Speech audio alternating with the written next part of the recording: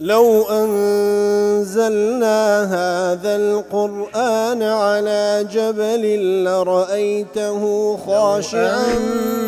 أنزلنا هذا القرآن على جبل لرأيته خاشعا أنزلنا هذا القرآن على جبل لرأيته خاشعا متصدعا من خشية وتلك الأمثال نضربها للناس لعلهم يتفكرون.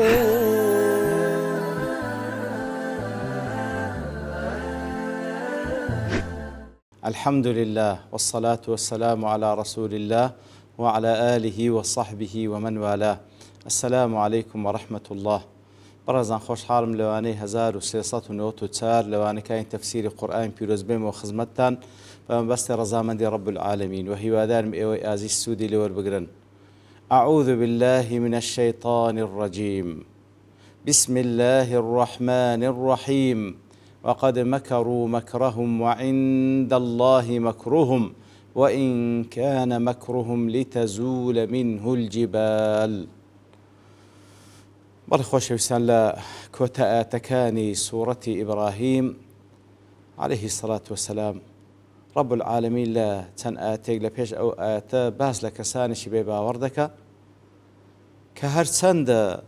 ئەوانەی پێشووی خۆیان کە لەسەر ڕێبازی کوفر و زوڵم ڕۆیشتن چیان بەسەر هات ئەوانیش لە ئاسار و شوێنواری ئەوان دەڕۆن و وەدەزانە عاقیبەتی ئەوان چی بەسەر هات بەڵام پەندی وەرناگرن. ئیتر دەفەرمی ئەوانە بە هەموو شێوەیەک وەقەد مەکەڕوا مەکرەهم ئەی وەقەد مەکەڕوا مەکرەهم العەظیم ئەوەی ئەوان لە دەستیان دێ بێ باوەڕەکان زاڵمەکان ستەمکاران وەقەد مەکەڕوا مەکرەهم هەرچی پیلانی گەورەیە دایدەڕێژن هەرچی پیلانی گەورەیە دایدەڕێژن لە بۆ لە ناوبردنی دینی خوا سوبحانەه وتەعاڵا لە دژی هەڵگرانی دینی خوا لە بۆ مانەوەی خۆیان وەقەد مەکەڕوا مەکرەهم ئەوەی مەکر و پیلانی گەورەیە دایدەڕێژن. اختلف المفسرون في المراد بالذين مكروا على أقوال. ئەوانی کە زانانی تەفسیرن دەربارەی ئەوانە چێن کەوا پیلان دادەڕێژن باسی چێ دەکا ڕەب العالەمین. هەندێک دەڵێن ئەنەهم الذين ظلموا أنفسهم ئەوانەی کەوا زوڵمیان لە نەفس خۆیان کرد. وسكنتم في مساكن الذين ظلموا أنفسهم لە ئاەتەکەی پێشتردا دەفەرمی واتە مخاتەبەی ئەوانە دەکات کەوا مەوجودن لە زاڵمەکان دەفەرمی ئەنگۆ نیشتەجێ بوون لە جێگای ئەوانەی کەوا زوڵمیان لە خۆیان کرد بە کوفر و بە شەریک پەیداکردن بۆ ئەڵڵا تەعاڵا بەستەمکردن لە بەندەکانی خوا ئەنگۆ لە جێی ئەوان بوون لە جێی ئەوان نیشتەجێ بوون پەنتان لە عاقبەتی ئەوان وەرنەگرت. ئیتر لێرەدا وەقەد مەکەڕوا مەکرەهم واتە لێرەدا باس لە زاڵمەکانی پێشووتر دەکا کە چیان بەسەر هات خۆ دەستەوسان نەبوون هەموو پیلانی خۆیان جێڕا لە بۆ مانەوەی خۆیان کەواتە لێرەدا باز لە چێ دەکا الذين ظلموا أنفسهم ئەوانەی کەوا پێشووتر زوڵمیان لە خۆیان کرد چیان بەسەر هات لەبەر ئەوەی نەبوو چیان بەسەر هات کەوا دەستەوسان بوون نا ئەوەی لە توانایاندا هەبوو لە پیلان جێڕی کردیان کەواتە فعلنا بهم ما فعلنا ئەوەی بەسەرمان هینان بەسەرمان هینان والحال إنهم قد مكروا مكرهم لە کاتێکدا ئەوانیش هەموو پیلانی خۆیان بەکارهینا کەوەش دیارە بەو شێوەی ئیبن جەریر و شەوکانی بەو شێوەی لێچی دەنەوە کەواتە ئەو باسە لە باسی ظەلەموا ئەنفوسەهم ئەوانەی پێشووتر زوڵمیان کرد و چشمان بەسەریان هینا لەگەڵ ئەوەی کەوان پیلانی خۆشیان جێڕا. وقيل الضمير في مكروا عائد على المخاطبين. هەندێک لە زانایان دەڵێن نا لەگەڵ ئەوەی کە مخاتبەیان لەگەڵ دەکا کە خوای گەورە فەرمی ئەوەلەم تەکونوا ئەقسەمتم من قبل ما لكم من زوال ئەوانەی کەوا وسكنتم في مساكن الذين ظلموا کەواتە ئەوانەی کەوا مەوجودن لەگەڵ ئەوانە خیتابەکە لەگەڵ ئەوانەی کەوا مەوجودن کە پەند و ئامۆژگار لەوانە پێشوو خۆیان وەرناگرن ئەوانەی کە سوێن دەخۆن کەوا لە ناو ناچن سبحان الله. کەواتە ئەی الذين سكنوا في مساكن الذين ظلموا أنفسهم ئەوانەی کەوا نیشتەجێ بوون لە جێی زاڵمان کە سوێندیان دەخوات لە ناو ناچن پیلانی خۆیان جێڕا ئەوەشیان ڕازی و ئەبوو حەیان بەو شێوەی لێچیت دەنەوە و هەروەها ئەقوالی دیکەشێ قیل كان مكرهم ئەدی مەکرەکەیان چ بوو پیلانەکەیان چ بوو وقد مكروا مكرهم كان مكرهم شرك بالله وافتراؤهم عليه مكر پیلانەکەیان بریتی بوو لە بڕیاردان شەریک و هاوەڵە بۆ الله تعالى والعياذ بالله و هەروەها بەستانی درۆ لەسەر الله تعالى چونکە کافر مشریکان وەکو خۆی گەورە لە جێگایت کە باسییان دەکات دەڵێن والله ئەمەڕەنا بها الله تعالى فەرمانی پێکردینە بۆ ڕێبازە کەواتە ئیفترا لەسەر خۆی گەورە دەکەن کەواتە مەکر پیلانەکان بریتە لە ئیفترا و بڕیاردان شەریک لە بۆ الله تعالى وەکو ئیبن جەریر قورطوبی وای لێک دەنەوە ئیبن عاشور دەڵێ مەکر چییە تەبییت فعل السوء بالغير وإضماره مەکر و پیلان ئەوەیەکەوە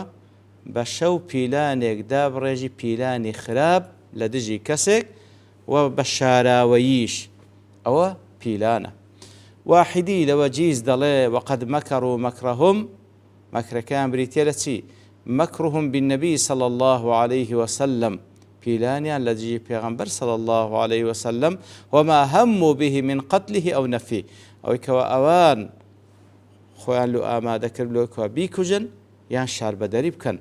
رازي دەڵێ وذلك المكر هو الذي ذكره الله تعالى في قوله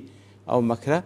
كوا ليرد آماجة بيدكا أو مكره كلا سورة الأنفال خواهي قول باس كرديا كاتي كوا خواهي قول دفن وإذ يمكر بك الذين كفروا ليثبتوك أو يقتلوك أو يخرجوك دفرمي كاوان بيلان دا درجين لدشتو يا رسول الله كسانج كافر تاوكو استزند بكن يانا وتابتكجن يان شار بدرد بكن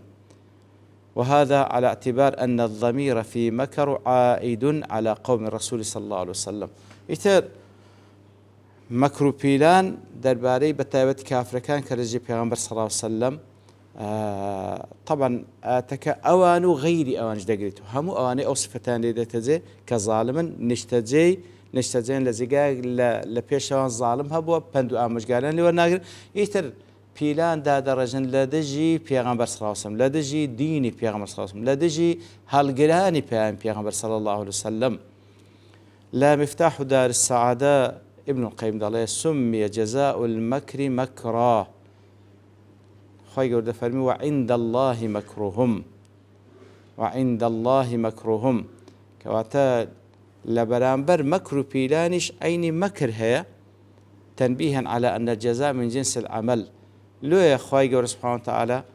ويمكرون ويمكر الله كل زي قاعد كذا فرمي أوان مكر بيلان الله تعالاش لا وكو مقابلي كردوي أوان عين بيلان لتجي أوان دا درجي وعند الله مكرهم أي وعند الله علم مكرهم وجزاء مكرهم أوان بيلان دا درجا همو مكر بيلان كشيان لا الله تعالى معلومة وخواي قور السزاشيان دا لسر مكر بيلان كيان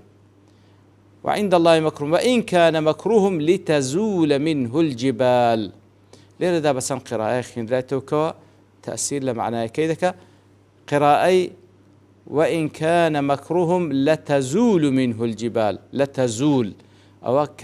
كسائي أو هاي خين ديتوا لتزول وتلامك مفتوحة فاللام الأولى لام التوكيد وإن كان مكرهم لتزول لامك لبو التوكيد ليرة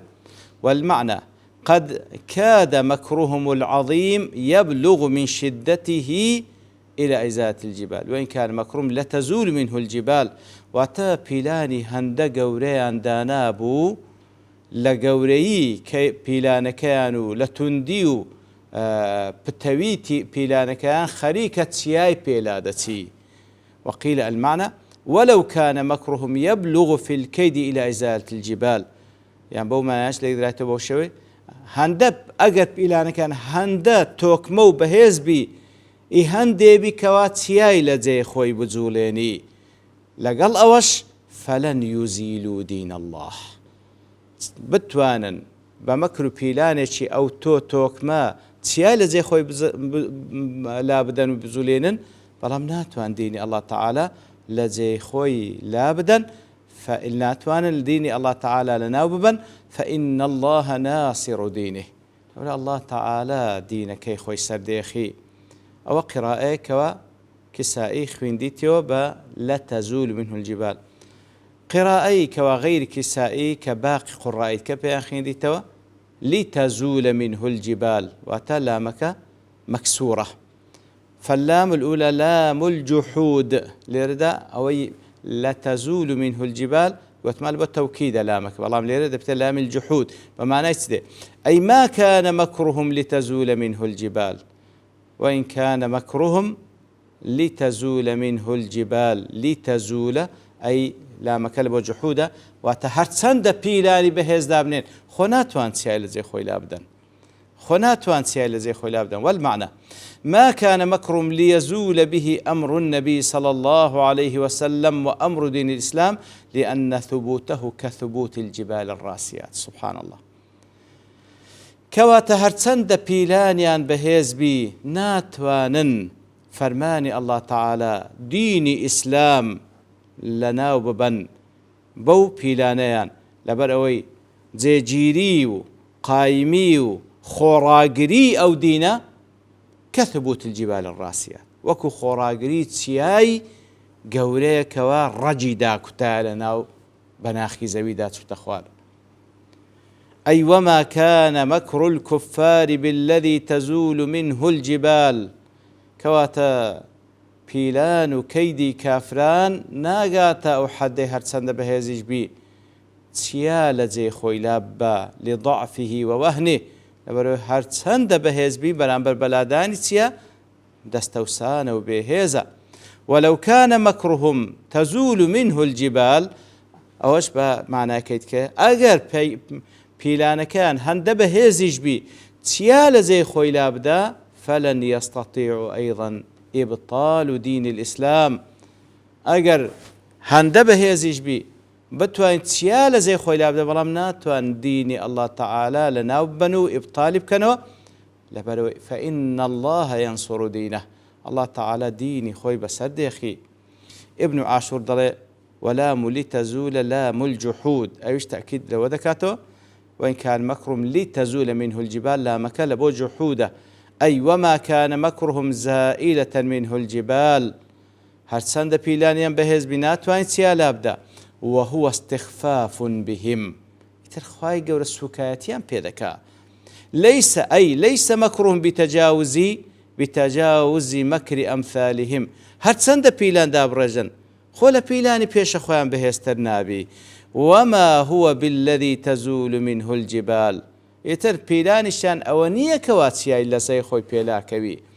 وفي هذا تعريض بأن الرسول صلى الله عليه وسلم والمسلمين الذين يريد المشركون المكر بهم لا يزعزعهم مكرهم لأنهم كالجبال الرواسي كواتا أو آماجي وكوا بيغمبر صلى الله عليه وسلم ومسلمانان شوين كوتوي بيغمبر صلى الله عليه وسلم كوا مشركة كان بيلان لدجيان داد الرجن لا يزعزعهم مكرهم بيلاني بباوران پیغمبر صلی الله علیه و سلم وشوين كوتواني پیغمبر صلی الله علیه و سلم لما لجيگاي خويو لسديني خويان لموقفي خويان لا ناداتن لبر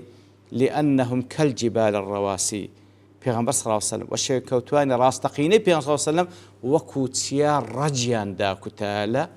بناخي زويدا الله تعالى بشتوانيانا زمخشري دل وجعلت إن نافية ولا مؤكد لها زمخشري دل إنك وإن كان مكرهم نافية لا مكش لابد تأكيد كواتا بقراءة كم دل والمعنى ومحال أن تزول الجبال بمكر محالة هرتسند بيلانيان بهزبي بتوانا كواتيا لزي خوي لابدن وأجر أوج بتوانن كناتوانن بيجمان بناتوانن دين الله تعالى لا بدنوا بيسرنا ومحوي بكانوا إبطال بكن خاص صاحبي أو دينه يعني تمشارك إلا لزماني بيغمبر صلى الله عليه وسلم حتى إيرا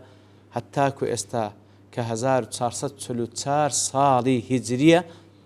بەسەر هیجرەتی پێغەمبەر صلی الله علیه وسلم دا ڕۆیشتە ئیتر ئەو هەموو دوژمنەی هەبووە لە ئەبوو جەهل و ئەبوو لەهەب و ئەمثالی ئەوان هەتاکو ئەوڕۆ ناتوانێ هیچ بکەن ناشتوانن و ناشتوان چونکە خوا ساحێبیتی و ئەو دیناش دەگاتە ئەو جێگای کە خوا دەیەوێت سبحانه وتعالى ولو كره المشركون ولو كره الكافرون ئەگەر کافر و مشرکەکان لە خەفەتان بتەقن ئیتر خوا صاحبه سبحانه وتعالى وصلى الله وسلم على نبينا محمد وعلى آله وصحبه أجمعين وآخر دعوانا أن الحمد لله رب العالمين. لو أنزلنا هذا القرآن على جبل لرأيته خاشعا أنزلنا هذا القرآن على جبل لرأيته خاشعا أنزلنا هذا القرآن على جبل لرأيته خاشعا متصدعا من خشية الله. وتلك الأمثال نضربها للناس لعلهم يتفكرون.